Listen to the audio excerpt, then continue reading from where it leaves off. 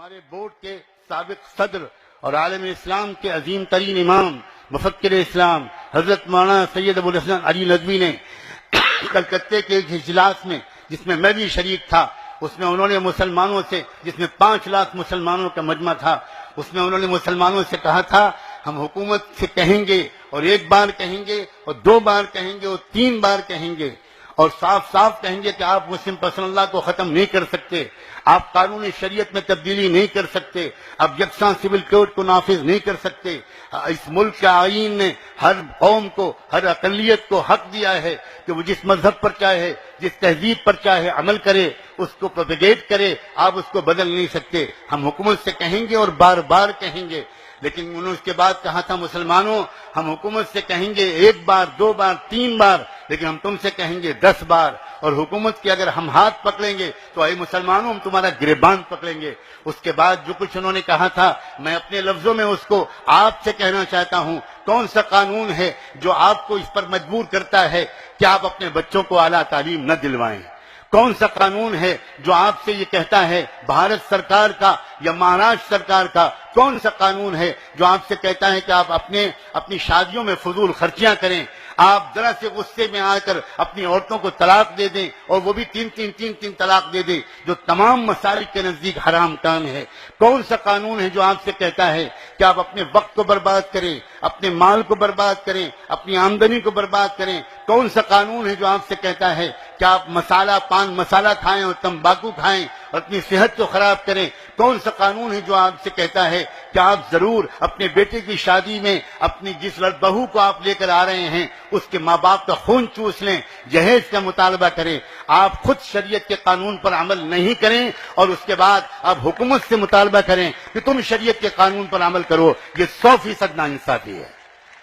یہ 100% ناانصافی ہے۔ آج آپ کو اپنے ان گناہوں سے توبہ کر کے اٹھنا ہوگا، اور یہ عہد کر کے اٹھنا ہوگا، نہ ہم جہیز کا مطالبہ کریں گے، بلکہ مطالبہ کسی قیمت پر ہم جہیز کے لین دین نہیں کریں گے۔ آپ جانتے ہیں جس وقت وہ لگی ہوئی بارات جاتی ہے شہنائیوں کی گونج میں، آپ جس راستے سے بارات کو لے کر جاتے ہیں، کسی نہ کسی کچے پکے گھر میں اگر کسی غریب لڑکی نے تکیے میں منہ چھپا کر 2 آنسو بہا دیے کہ میرا باپ بھی مالدار ہوتا تو مجھے بھی کوئی بیاہ کر سسرال لے جاتا، ان 2 آنسوؤں کی نحوست کے نتیجے میں ہو سکتا ہے اسی رات اللہ تعالیٰ کی طرف سے فیصلہ ہو جائے کہ اس رشتے میں نا اتفاقی ڈال دی جائے گی، بے برکتی ڈال دی جائے گی، اور یہ رشتہ ٹوٹ کر رہے گا۔ پھر آپ ہزاروں بزرگوں سے تعویذ لاتے رہیے، مظلوم کی آہ کے نتیجے میں جو مصیبت آیا کرتی ہے، اس مصیبت کو کوئی دنیا کی ولی، بڑے سے بڑے ولی کی تعویذ دور نہیں کر سکتی۔ مسلم پسندہ بورڈ مسلمانوں سے صاف صاف کچھ بات کرنا چاہتا ہے، وہ صاف صاف کہتا ہے، یہی خصوصیت ہے مسلم پسندہ بورڈ کی۔ یاد رکھیے، حکومت کے خلاف باتیں کرنا زیادہ آسان کام ہے، نعرے لگوانا زیادہ آسان کام ہے، تالیاں بجوانا زیادہ آسان کام ہے، لیکن برسرعام اپنے سماج کی خرابیوں پر ٹوکنا یہ زیادہ مشکل کام ہے۔ آپ صرف مسجد میں مسلمان رہو اور باہر مسلمان نہ بنو، یہ نہیں چلے گا۔ اور میں صاف کہتا ہوں، اکثر مسلمان مسجد میں تو مسلمان ہوتے ہیں لیکن باہر مسلمان نظر نہیں آتے۔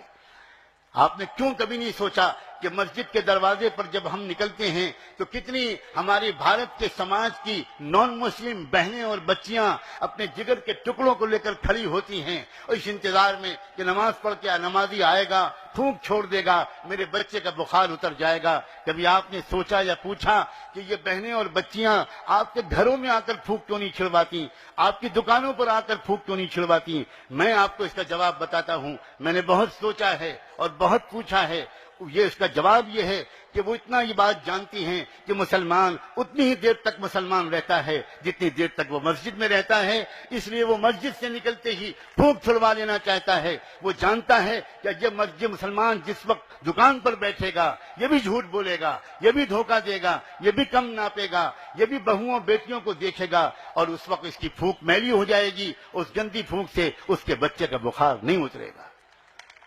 آل انڈیا مسلم پسندہ بورڈ کی پکار یہ ہے کہ تم اپنے پورے مسلمان بنو، تم مسلمان بنو۔ سچ کہتا ہوں، قسم کھا کے کہتا ہوں، اگر ہم مسلمان ہوتے تو یہ حالات آ ہی نہیں سکتے تھے، سوال ہی نہیں پیدا ہوتا۔ کیا قرآن کی وہ آیت جو ڈاکٹر قلب صادق صاحب نے یاد دلائی کافی نہیں ہے اس بات کی تصدیق کے لیے؟ قرآن کہہ رہا ہے اگر تم مومن ہوگے تو تم ہی سر بلند رہو گے. ہم آج سر بلند نہیں ہیں. ہم اگر ذلیل و خوار ہیں تو کیا اس کا صاف مطلب نہیں ہے کہ ہمارے ایمان میں کمزوری ہے، ہماری اسلامیت میں بہت کمی ہے؟ مسلم پرسنل لا بورڈ یہ باتیں بھی آپ سے صاف صاف کہنا چاہتا ہے.